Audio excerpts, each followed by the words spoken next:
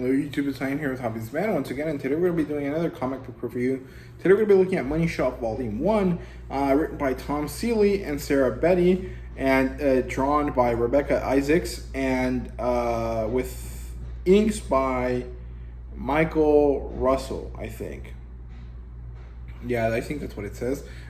Sorry, my handwriting sometimes is so quick and like I write so fast that I basically make no sense when I'm trying to read it back. So yeah, anyway, the publisher here is Vault Comics. They are the ones that publish Barbaric, and they're quickly becoming one of my favorite comic book publishers because honestly, DC and Marvel are great. They're the top dogs, but they're not very interesting, and they're also very difficult to get into because I don't know many of the characters that are not on the movies, and when I read a character from the movies, it's not the same, and so, you know, it's a little bit disheartening to try to read their stuff. So I very rarely pick up anything by them, and I mostly pick up Image comic stuff.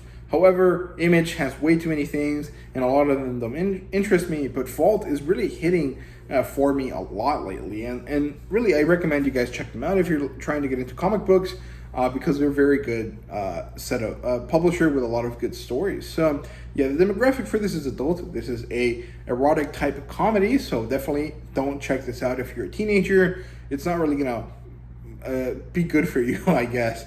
And like I said, the genres here are science fiction. This is a story about people that are traveling across the universe and coming back to Earth over a few different periods. And like I said, is an erotic comedy, and it's more of an interpersonal kind of thing. So it's pretty good. In terms of adaptation, this does not have one, although it would be pretty cool to have like a Amazon style animated show like Invincible or Vox Machina about the series. But given that it is so raunchy, I find it very difficult for this to be adapted at all, right? So, yeah. The premise is that at some point in 2030s, the alien republic called the Covalence decided to come to the Earth and to try to extend an invitation for Earth to join this alliance. However, the president in charge at the time actually managed to offend them so badly that they decided to remove the invitation and, you know, quarantine the Earth away from the universe. This also led to an anti-science type government cutting funding for basically all of the scientists in the U.S., and it fucked up a very specific group of scientists, which are the 5 scientists that we're following in this story. And so they decide that they're going to go do something on their own. They had originally created a portal, a kind of a wormhole portal that would allow them to travel to other worlds very quickly. The problem is that they don't have money to use it, right? So through a very convoluted process, they decided that porn is going to be the best way to get the money they need so that they can go out into the universe to try to do their sciencing. And it's pretty ridiculous, but it works pretty well. It's actually kind of insane how well it works. So yeah, the plotline basically has 2 storylines, the current timeline and the past timeline. It's a little bit kind of confusing because they go back and forth, and sometimes you don't really get why they're going back and forth because some of the stuff that they're doing in the past doesn't really correlate to the stuff in the present. So I personally would have preferred it to be a lot more linear, but it doesn't really matter. The past sets up and introduces us to all the characters.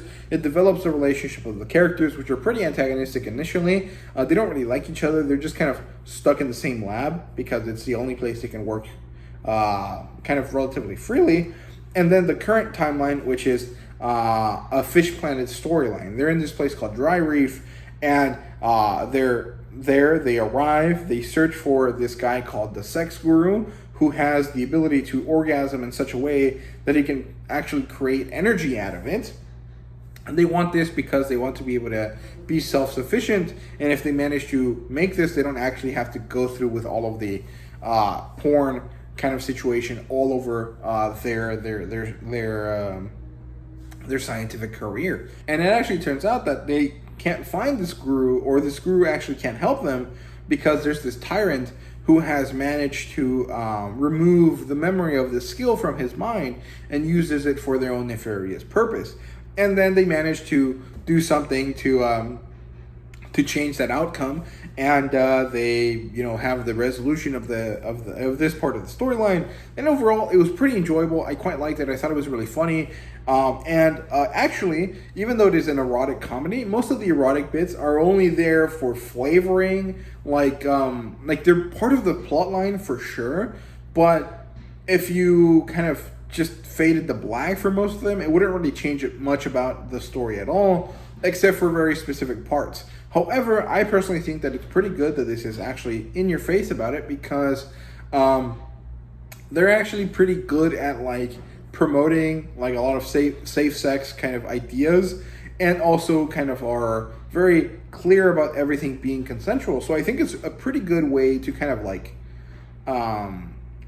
just deal with the fact that sexuality is a normal aspect of the human condition, and that it's not something that we should ignore, which is, kind of what the US kind of wants to do a lot of the time. So overall, I quite liked it. I thought it was really well done. In terms of characters, we have Chris Ocampo, who is the main-ish character.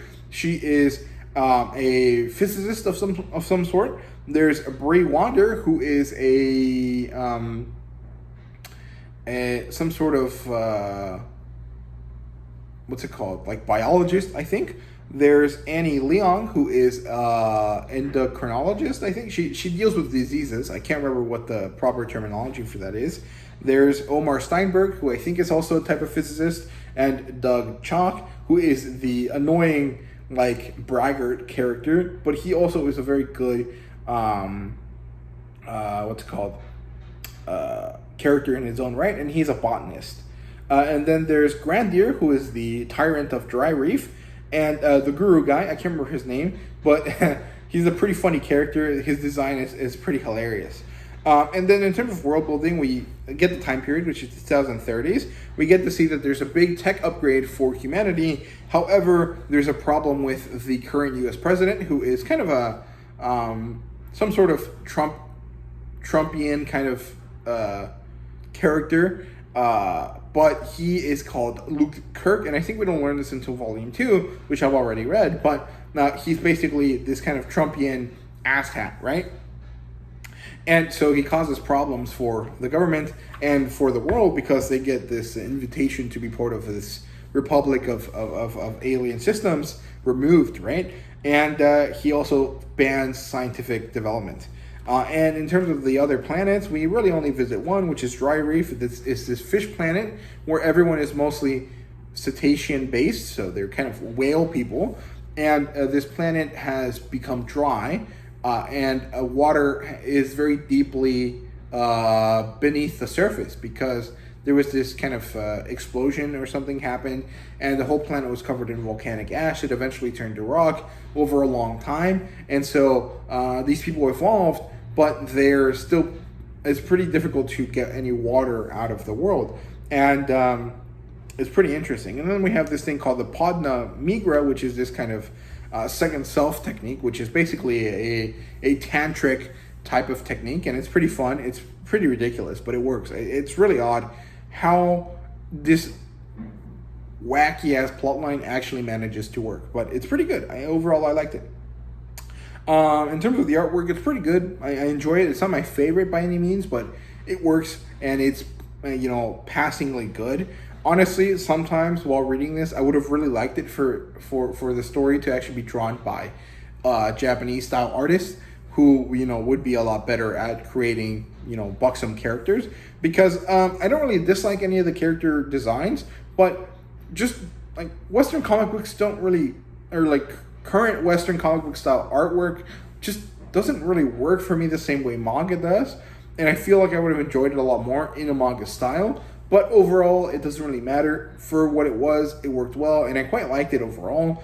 And I actually haven't picked up Volume 3 because the art style changes in that one, and it becomes even worse than the current, so I probably will only read the first 2 volumes of this story. So, yeah, in terms of fan service, there's a lot. This is basically a porn with plot type book.